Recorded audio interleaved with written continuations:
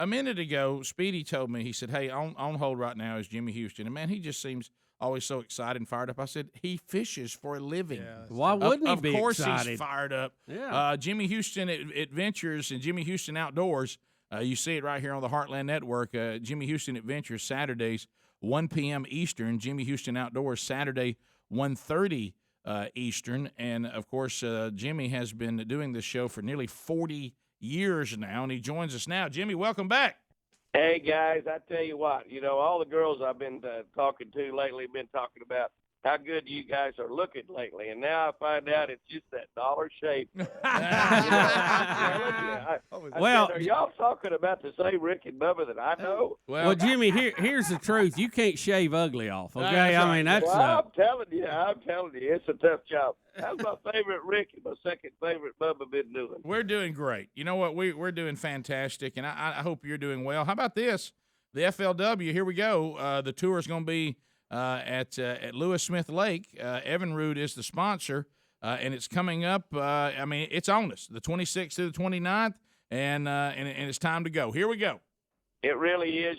We've been out there the last 3 days practicing, trying to locate some fish, and it's a big, beautiful lake. The weather has just absolutely been incredible. It rained the first day of practice, but the last 2 days are phenomenal. And I know we got some bad weather coming in, but you bet we got 150 of the best fishermen in the world here, the number one tournament organization, FLW, and 150 co-anglers. And it's going to be a lot of fun out there be fishing out of the dam, right down at the dam end of the lake. We could say the damn end of the lake and even be politically correct, because I know y'all never say anything that's not politically correct. No. You know us. We're always trying to be right under that little shelter and never bother anybody. Yeah. Yes, sir. The dam end of the lake. That's right. Right by the dam at the ramp there. The fun zone will be out there on Saturday and Sunday, and weigh-ins start tomorrow about 3 o'clock. It's going to be great. It's going to be a lot of fun. Well, you're right. We're going to have the top awards, $125,000 cash up for grabs, and the co-angler division about $25,000, as you mentioned, up for grabs, and this lake, it's every lake has its own challenges. The depth of this lake, Jimmy. How do you? I know you don't want to give away any of your secrets, but what are some of the ways that you go to a place like Smith Lake with that kind of depth and say, here's what we need to do? Well, it is challenging. The good thing about it is we've had this warm weather and the water's warming up. The water's getting warmer every single day. Yesterday we actually found water up 68 degrees. Okay. Which is pretty amazing when you think about how cold it was just a couple of weeks ago. Yeah. But that's allowed the fishermen to catch fish in just about all areas of the lake. They're catching them shallow, they're catching them intermediate, they're catching them deep, and it's still a big challenge. It's not easy to go out there and catch 5 fish, but there's going to be some big stringers. There'll be stringers up 20 pounds weighed in, I'm sure, which is a 4-pound average. And, just to go out and catch 4-pound bass is a pretty nice bass. And most of these bass are spotted bass. I caught one yesterday, a spotted bass that probably I didn't weigh the fish, but if I had Roland Martin scales, it'd weighed 6 pounds. That's funny. That's funny. There's no telling. It'd have been close to a record. Jimmy, All son. Jimmy, let me ask you this. You've been at this a long time, and you obviously have down your routines, what you do and how you fish. But do you still learn things, and how do you update and keep moving forward with your techniques? You have to learn all the time. The thing that we've got nowadays is our equipment is changing all the time. It's just amazing. You look at your electronics, your locators, your fishing line, your rods, reels, everything is changing all the time. So, you get something new, you spend a lot just learning it, but you bet you're learning all the time. But the same thing that we did back when I was a kid, we're making our decisions based on the weather, the time of the year, what the water's doing at the time we're fishing, and the type of the lake. And, we've almost touched on all of those things. Just talking this morning, we talked about, obviously the time of the year and the type of lake. You talk about being a deep, clear lake. The water is warming up, and, of course, the time of the year, we've got beautiful, incredible weather today, and then tomorrow's going to be pretty nice. And then we're going to have, hopefully the last little winter front push through here, and it's going to be kind of nasty for Friday, Saturday, and Sunday. But nobody worries about the weather Saturday, because that's when the top 20 get to fish. And if you're in the top 20, you don't care what the weather is because you can't do any worse than 20th. That's right. And you'd like to enter that tournament, wouldn't you? I'd like to say, can I get to the top 20? But conditions, as long as it's not dangerous weather, I mean, you can still catch fish in just about any condition as long as it's not dangerous. Yeah, you can, and amazingly, the guys nowadays at the top level, this level here, the FLW Tour level, 150 pros, BASS Elite 100 pros, at that top level, you can drop these guys on a mud hole, and they'll come up with 20-pound stringers of bass. It's just really amazing how talented the fishermen are, and the game has transpired over the years. And we started fishing tournaments when I was a senior in college in 1966. And that is 1966, guys, not 1866. Do a clue you in on that. But the fishermen were good back then. But there's no comparison now. You know, the game has grown to the point where the guys that are playing at the top level are just they're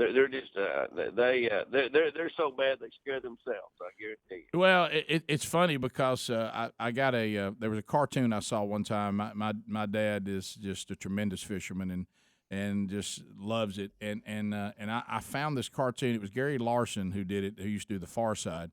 And it's got these two guys out in a boat, and you see the beautiful water, and you see the hills behind them, and behind them you see mushroom clouds of nuclear bombs going off. And one looks at us and says, "Well, you know what that means, don't you?" He said, "Yep, no size restrictions and screw the limit." That's it right there. Yeah, that's a fisherman, isn't it?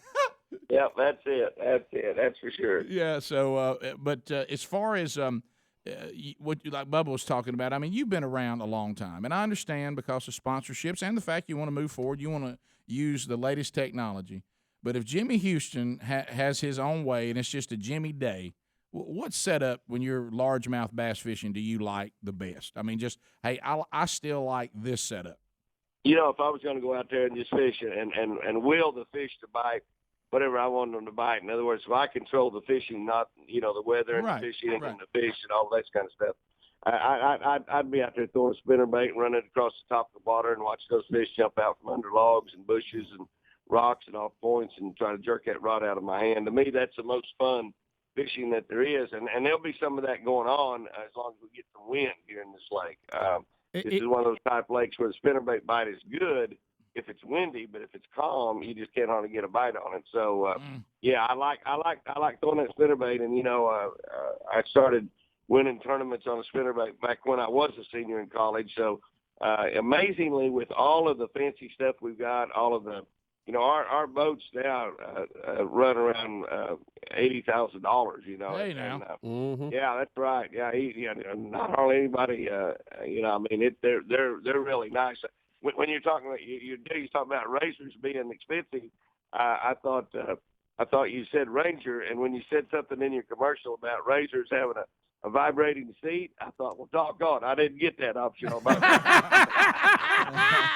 and a back scratcher. I thought, well, wait a minute now. I thought I had the finest Ranger bass boat made, and but you know their retail is up there the other side of $70,000, but back when I first started fishing Rangers, which is in 1968, not long after I got out of college, you know, that's exactly what I was doing then. I'd get up in front of that boat and throw a spinnerbait down the bank or a jig or a plastic worm. So there's the same baits that most of these fishermen fished when they first started fishing. Even the guys that are only 25, 30, 40 years old nowadays still will work today. But now we've got all of the new stuff. You know, fishing is like everything else. Everybody that's in the business is trying to do it better.